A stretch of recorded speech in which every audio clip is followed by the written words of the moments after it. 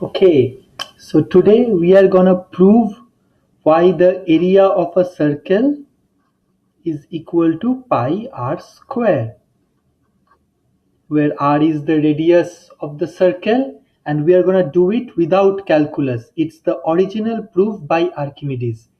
And so before we know how to prove this formula, we need to know a few things. First of all, if this is a triangle with height h and base b, then the area of the triangle, let's call it t, is given by half times base times height. Then if this is a circle with its radius r, then let's call the area of the circle a, which is, we are going to find what it is, and the circumference c is given by 2 pi r. So these are the two things we really need to know from before: the area of the triangle and the circumference of the circle. A few more things that we need to understand is, suppose for an inscribed for an inscribed polygon, like if there's a circle, uh, like regular polygon. Okay, so for an inscribed regular polygon, so suppose we draw a square which is a regular polygon of 4 sides. Now if we increase the number of sides n, okay, let's see what happens. So this is a pentagon of kind of regular. You have to kind of use your imagination because my drawing is not that great. Now we made it a hexagon, regular hexagon. You see, if n be the number of sides, so n sides, right? So we can kind of see here that if as n increases, it says that the difference between the area of the polygon, okay, and the area of the circle decreases. So let the polygon be of n sides of area p. The polygon has an area p. So as n increases, a, the area of the circle, minus p, the area of the polygon, decreases.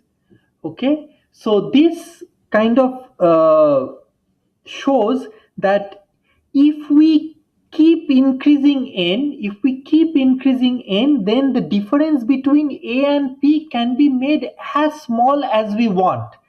Okay, similarly for when the circle is actually inscribed inside a polygon, right?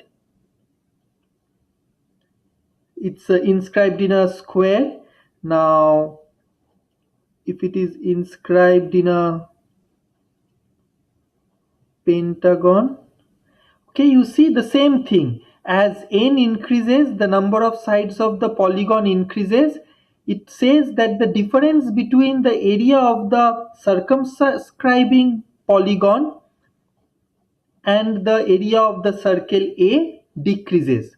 Okay, but we need to remember that as long as n remains finite, okay, so as long as n remains finite, of course the area A is greater than P, because the circle is still the circumscribing circle and the polygon is the inscribed polygon. So the area remains greater than the area of the circle remains greater than the area of the polygon.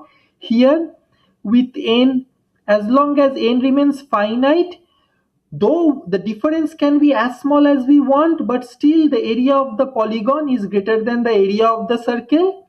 And again here, the circumference of the circle remains greater than the perimeter of the polygon Q. Okay, so the perimeter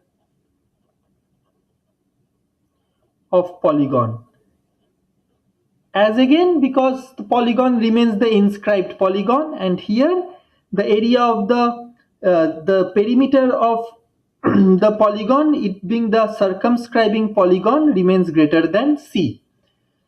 So with this knowledge, we can now embark on the proof. So Archimedes came up with this brilliant proposal. So Archimedes said that the area of a circle A is equal to the area of a triangle which we denote by T, which is half times base times height, where the base is nothing but the perimeter C of the circumference C of the circle, and height is nothing but the radius R of the circle. And we know that the circumference of a circle is 2 pi r, and the height being r is r, which is pi r square. So that was his proposal. The area of a circle is equal to the area of a triangle with base equal to the circumference of the circle and height as the radius of the circle, that is A equal to half CR. And he set out to prove. He tackled the problem in such a way, he wanted to see, okay, let me see if I am wrong, what are the consequences of me being wrong. Okay, so case 1, how there are two ways he can be wrong. One way is that the area of the circle is actually greater than the area of the triangle T. Okay, where again to remind us, T is half CR.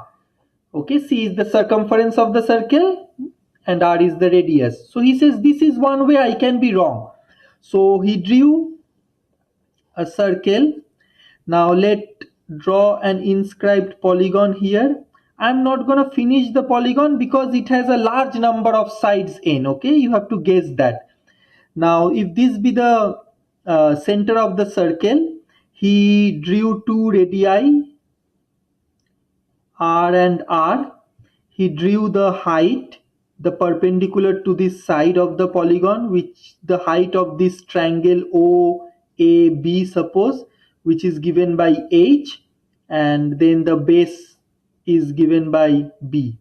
Okay, so he said that as we know that if A is greater than T but with large n, okay, for large n, for a big number of sides of the inscribed polygon, the difference between the area of the circle and the polygon, that is A minus P, can be made arbitrarily small. Okay, so of course it can be made smaller than A minus T, where he assumed that suppose the area of the circle is greater than T. So A minus P can be made arbitrarily small, so can be made smaller than A minus T. So he wanted to have 0 on the right hand side, so he just added negative A and positive T to both sides. So A minus P minus A plus T less than A minus T minus A plus T. So these cancels out. Therefore T minus P is less than 0. So therefore T is less than P. So by assuming A greater than T, he got T less than P. The area of the triangle is less than the area of the polygon. Now what's the area of the polygon? The area of the polygon is the area of, these are n sides, you can draw n triangles like OAB. So it's n times the area of triangle OAB, which is half times H times B. Okay, and now what is n times B, which is nothing but half H. N times B is the perimeter of the polygon, which we said is Q. Okay, so this is half HQ is the area of the polygon. Now Q is the perimeter of the inscribed polygon, so it has to be less than the circumference C. H is less than, has to be, this is the height of a right angle triangle, so less than the hypotenuse R, so it is has to be less than half R C, C being the circumference of the circumscribing circle, R is the radius, right? So then, which is, then nothing but is equal to t, right?